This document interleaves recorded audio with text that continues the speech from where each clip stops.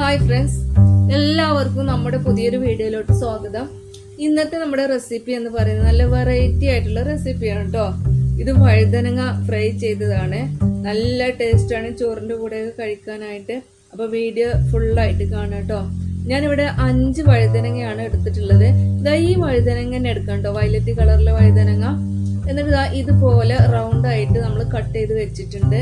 ഇനി നമുക്ക് ഇതിന് മാരിനേറ്റ് ചെയ്യാൻ ആവശ്യമായിട്ടുള്ള മസാല തയ്യാറാക്കാം. ഇതുപോലെ പ്ലേറ്റ് ചെയ്യാൻ എടുത്തിട്ടുണ്ട്. അതിലേക്ക് നമ്മൾ മുളക് പൊടിയാണ് കേട്ടോ ചേർത്ത് കൊടുത്തിട്ടുള്ളത്. ഇത് എരിവുള്ള മുളക് പൊടിയാണ് കേട്ടോ.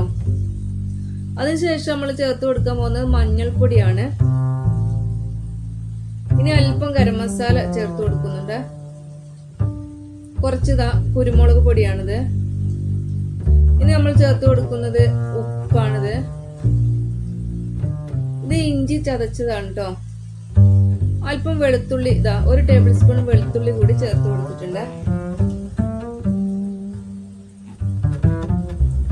ഇനി പുളിക്ക് ആവശ്യമായിട്ടുള്ള വളരെ കുറച്ച് മാത്രം ചെറുനാരങ്ങ നീരും കൂടെ ചേർത്ത് കൊടുത്തിട്ടുണ്ട്. ഇനി നമുക്ക് ഇതിലേക്ക് അല്പം വെള്ളം ചേർത്തിട്ട് ഒന്ന് നല്ല പോലെ ഒന്ന് പേസ്റ്റ് ആക്കി എടുത്തതാ. ഇതുപോലെ ആക്കി എടുക്കണേ. എന്നിട്ട് അതിന് ശേഷം നമ്മൾ ഓരോ പീസുകളായിട്ട് ഇതിൽ ഡിപ്പ് ചെയ്തിട്ട് ഇതുപോലെ ചെയ്തു വെക്കണേ. ഇത് ഞാനൊരു 5 മിനിറ്റ് ഇത് റെസ്റ്റ് ചെയ്യാൻ വെച്ചിട്ടുണ്ട്. നമ്മുടെ എരിവും പുളിയൊക്കെ ഒന്ന് പിടിച്ചു വരട്ടെ.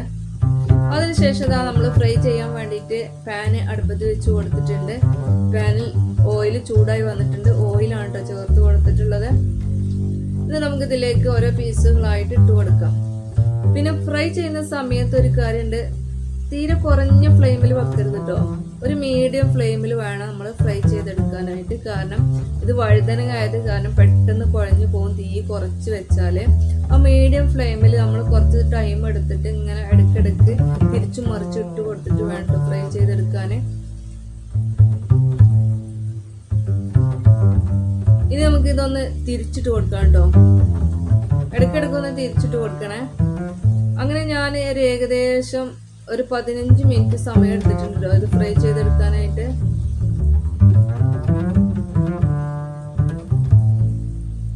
ഒരു 4 പ്രാവശ്യം തിരിച്ചും മറിച്ചിട്ട് കൊടുത്തിട്ടുണ്ട്.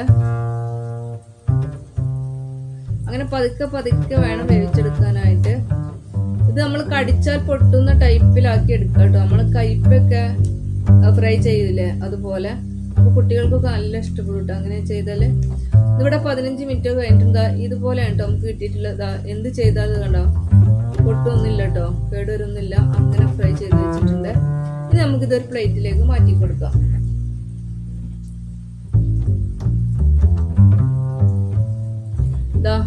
കണ്ടില്ലേ, കാണുന്ന പോലെ തന്നെ കേട്ടോ. ചോറിന്റെ കൂടെ ഈ മസാല കൂട്ടി കഴിക്കാൻ നല്ല ടേസ്റ്റാണ് കേട്ടോ. അല്പം സ്പൈസി കൂടിയാണ്. നമ്മൾ കുരുമുളക് പൊടി മുളക് പൊടിയൊക്കെ ചേർത്ത് കൊടുത്തിട്ടുണ്ടല്ലോ. അപ്പൊ നല്ല കിടില റെസിപ്പിയാണ്. അപ്പൊ വഴുതനങ്ങ കിട്ടുന്ന സമയത്ത് ട്രൈ ചെയ്ത് നോക്കുക. വീഡിയോ ഇഷ്ടപ്പെട്ട് കഴിഞ്ഞാൽ ചാനൽ സബ്സ്ക്രൈബ് ചെയ്ത് സപ്പോർട്ട് ചെയ്യാൻ മറക്കരുത്.